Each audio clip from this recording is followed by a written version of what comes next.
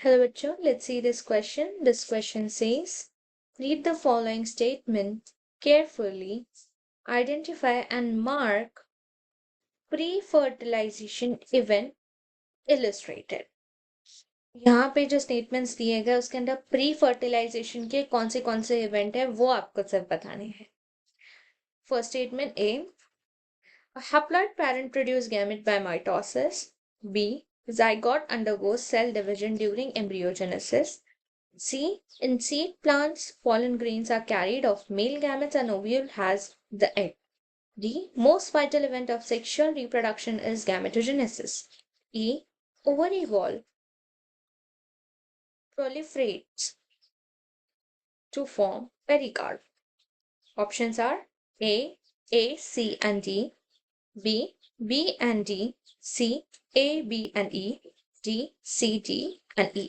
सो इन statement में से ये जो पांच स्टेटमेंट दिए गए इसके अंदर सिर्फ प्री फर्टिलाइजेशन की इवेंट बताने हैं. करेक्ट इनकरेक्ट कुछ नहीं पूछा है, सिर्फ प्री फर्टिलाइजेशन के बारे में पूछना है, तो वो ध्यान रखना है.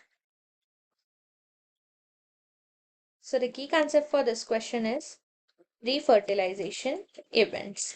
क्या होते हैं ये इवेंट्स, क्या क्या होता है इनमें. तो प्री फर्टिलाइजेशन में दो चीजें होती है. प्री फर्टिलाइजेशन मतलब फर्टिलाइजेशन के पहले.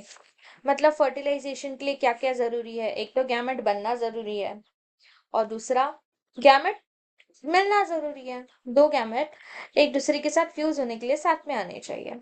सो pre fertilisation event means it's before fertilisation. Pre मतलब बिफोर बताया गया है. और there are two things in this. First is gametogenesis. Gametogenesis मतलब formation of gamete. ये एक बहुत इंपॉर्टेंट इवेंट होता है. और उसके बाद gamete transfer. Gametogenesis, formation of gamete.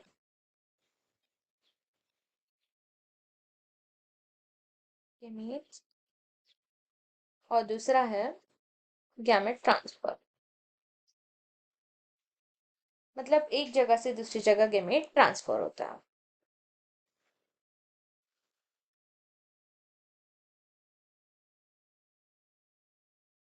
सो यहाँ फर्स्ट स्टेटमेंट दी गई है कि हैप्लॉइड पेरेंट्स, अगर पेरेंट्स ही हैप्लॉइड है, parents haploid produce gametes by mitosis. Mitosis से ये गैमेट्स बनाते हैं. तो पेरेंट्स अगर हैप्लॉइड है, पेरेंट्स ही अगर हैप्लॉइड है, तो क्या इन्हें हाफ ऑफ नंबर होने की जरूरत है फ्यूजन के लिए? तो नहीं.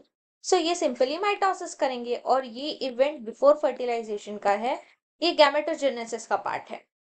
सो हाँ, तो this is correct statement and it is regarding pre fertilisation. Zygote undergoes cell division during embryogenesis. Statement तो करेक्ट है but not regarding pre fertilisation. ये पोस्ट फर्टिलाइजेशन की बात है. आफ्टर फर्टिलाइजेशन, ये पहले नहीं होता. और यहाँ स्पेसिफिकली प्री फर्टिलाइजेशन लिखा गया है. सो आफ्टर फर्टिलाइजेशन का नहीं है, तो ये स्टेटमेंट नहीं जाती इसके साथ. सी है, in seed plants pollen grains carries male gametes to ovule. या pollen grains carries, C, pollen grains carries male gametes.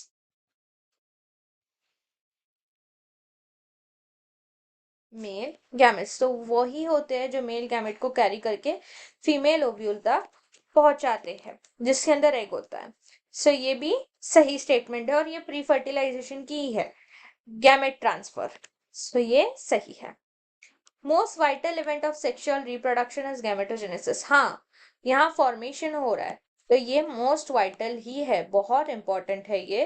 क्यों? तो अगर गैमेट फॉर्म नहीं होंगे तो सेक्सुअल रिप्रोडक्शन नहीं होगा, इसलिए ये मोस्ट वाइटल इवेंट है. So this is also true. ये है, ओवरी वॉल प्रोडिफरेट फ्रॉम पेरिकार्प. ये भी पोस्ट फर्टिलाइजेशन इवेंट है, फर्टिलाइजेशन के पहले नहीं होता ये. ओवरी वॉल तब ये बनेगी ना फ्रूट वॉल. पेरिकार्प मतलब फ्रूट वॉल होती है, तो फ्रूट वॉल तो पहले नहीं बनेगी, बाद में ही बनेगी. तो ये पोस्ट फर्टिलाइजेशन इवेंट है, तो ये भी नहीं आता. यहाँ ऑप्शन डी. सो हमारे करेक्ट ऑप्शन है ए. मार्क कर लेना है सी एंड डी, जो प्री फर्टिलाइजेशन के बारे में बताते. Final answer is option A, C, and D. Hope you understand it well. Best of luck.